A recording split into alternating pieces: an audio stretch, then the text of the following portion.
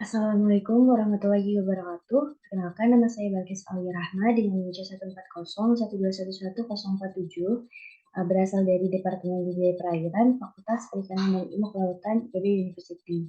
Di sini saya akan menjelaskan materi tentang fisiologi dan reproduksi organisme akuatik. Nah, sebelumnya, seperti yang kita ketahui, untuk mengetahui sistem reproduksi organisme akuatik, maka pertama yang kita harus ketahui yaitu membedakan mana jantan dan betina. Hal tersebut bisa kita ketahui dengan mengetahui ciri seksualnya. Terbagi menjadi dua. Yang pertama itu ciri seksual primer, yang mana berhubungan langsung dengan organ reproduksi. Pada jantan, organ reproduksi hewan akuatik berupa testis dan pada betina berupa ovum. Yang kedua, ciri seksual sekunder.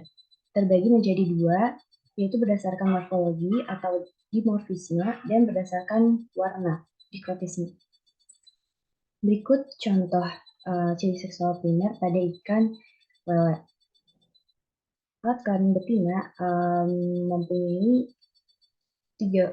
dua lubang, sedangkan pada alat kelamin jantan hanya memiliki dua lubang.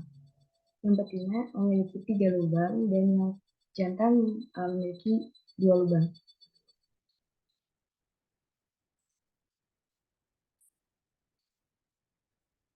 Berikut ciri seksual primer pada Crustacea atau udang.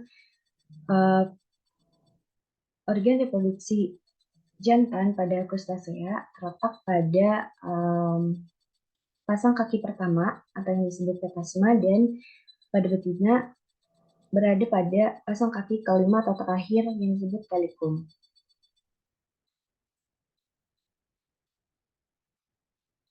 Nah, berikut ciri seksual sekunder pada ikan nila mujair.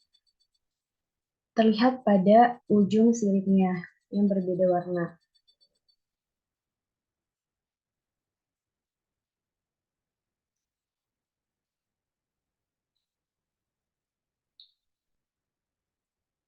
Setelah kita mengetahui, setelah kita dapat membedakan mana jantan dan betina, hal selanjutnya yang perlu kita ketahui adalah perkembangan gonadnya. Nah, organ reproduksi hewan akuatik jantan yaitu testis dan pada betina yaitu ovum. Organ reproduksi pada Crustacea jantan yaitu petasma dan pada betina yaitu telikum.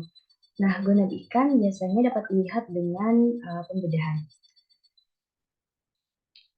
Berikut perbandingan tingkat kematangan gonad pertama sampai kelima pada ikan lele, pada jantan dan betina. Nah, pada betina, tingkat kematangan gonad pertama itu ovari seperti benang panjang sampai ke depan longga tubuh. Warnanya masih jernih dan permukaannya licin. Sedangkan pada jantan, testis masih berbentuk benang tipis pendek dengan ujungnya yang berwarna merah. Kemudian tingkat kematangan gonad 2, pada betina, ovarinya mulai terlihat lebih besar, permukaannya juga lebih gelap, kekuning-kuningan, serta telurnya itu belum terlihat jelas. Pada jantan, sama ukurannya lebih besar dan mulai berwarna putih susu. Selanjutnya, tingkat kematangan gonad ketiga, pada betina, ovarinya mulai berwarna kuning dan terlihat butiran telur mulai terbentuk. Sedangkan pada jantan, permukaan testis tampak bergerigi dan warnanya akan semakin putih, serta ukurannya juga semakin besar.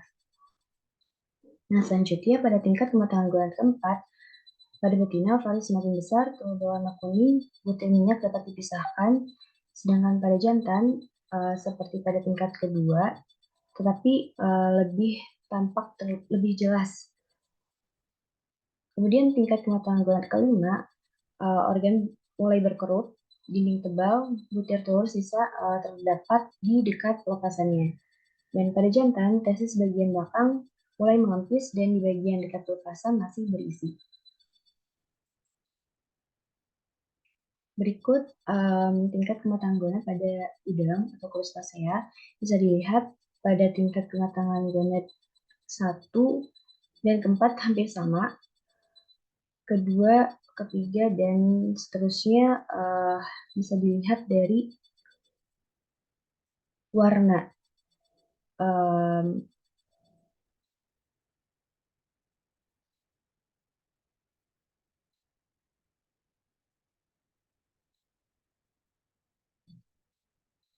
semakin eh, tinggi tingkat kematangan gonad pada kusasea, semakin apa ya, muncul warna pekat pada gonadnya.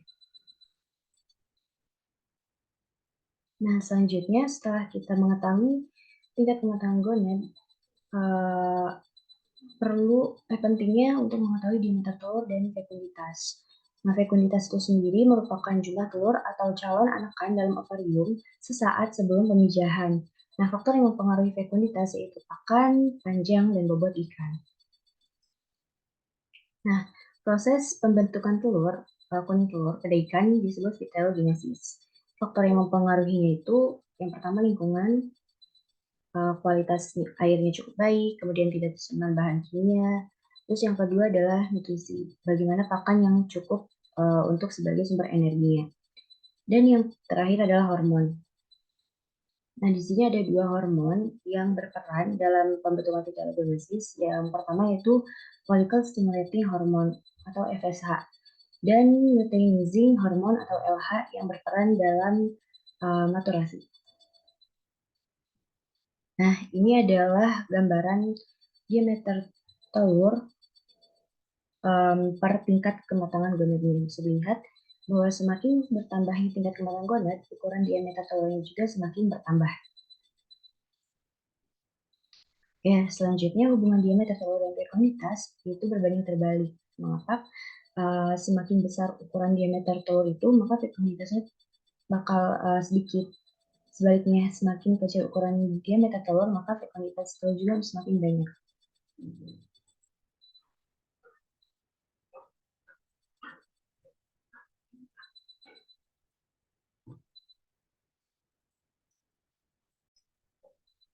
Ya, selanjutnya HSI dan GSI.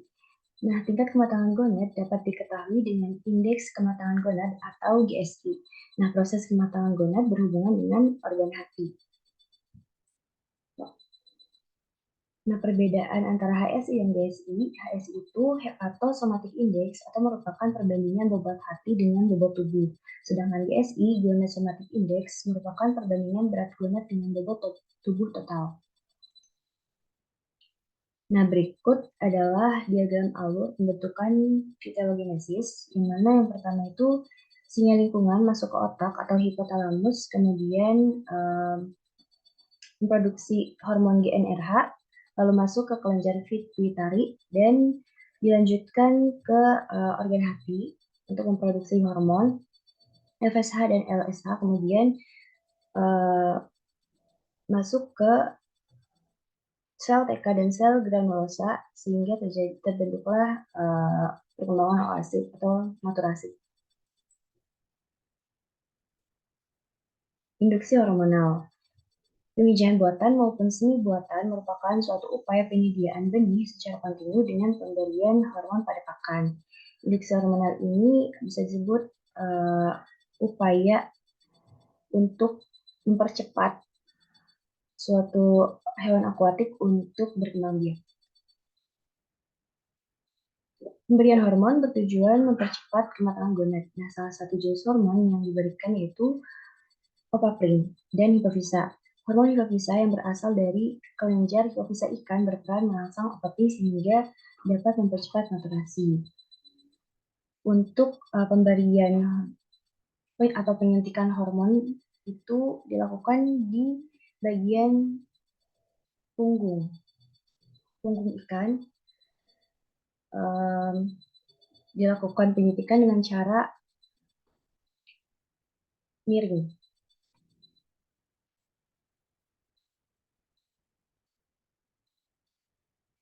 Selanjutnya rekayasa kelamin.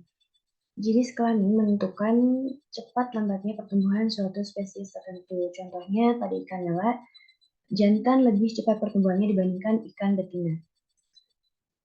Nah, metode rekayasa kelamin bisa dengan cara kromosom atau poliploidisasi dengan cara monoseks atau gynogenesis dan androgenesis dan seks reversal, yaitu teknik maskulinisasi dan feminisasi.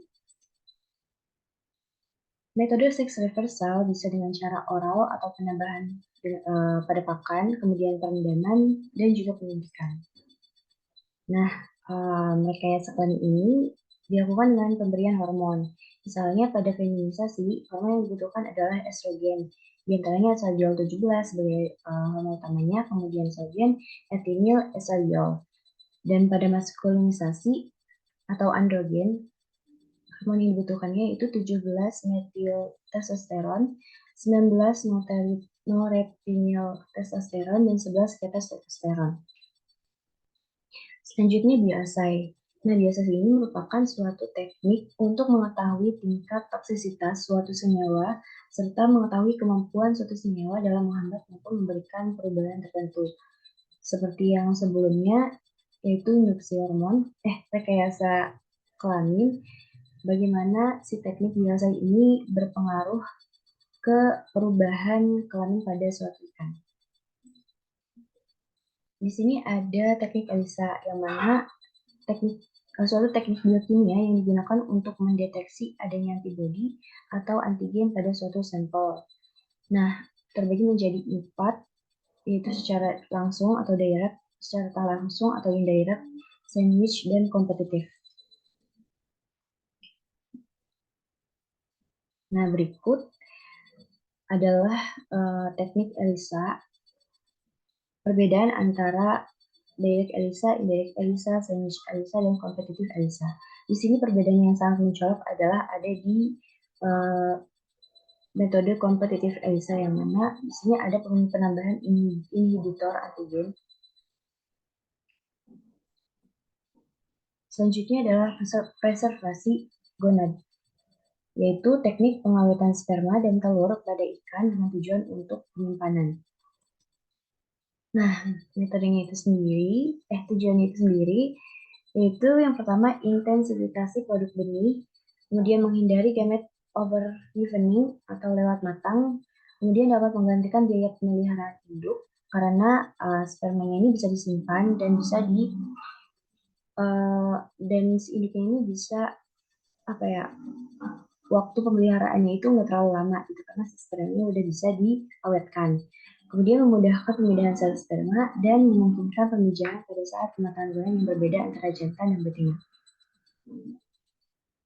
Nah, preservasi sperma dilakukan dengan pemberian larutan fisiologis seperti larutan yang mengandung NaCl dan urea. Kemudian dibantu dengan pengencer atau bahan extender yang harus memenuhi syarat seperti berikut. Yang pertama, tidak beracun, kemudian bersifat isotonik, tidak membatasi daya fertilisasi spermatozoa, kemudian menjamin kehidupan sperma dalam waktu lama, dan tentunya menyediakan sumber nutrisi bagi spermatozoa. Oke, mungkin sekian materi fisiologi reproduksi organisme akuatik. Berikut daftar pustakanya. Terima kasih.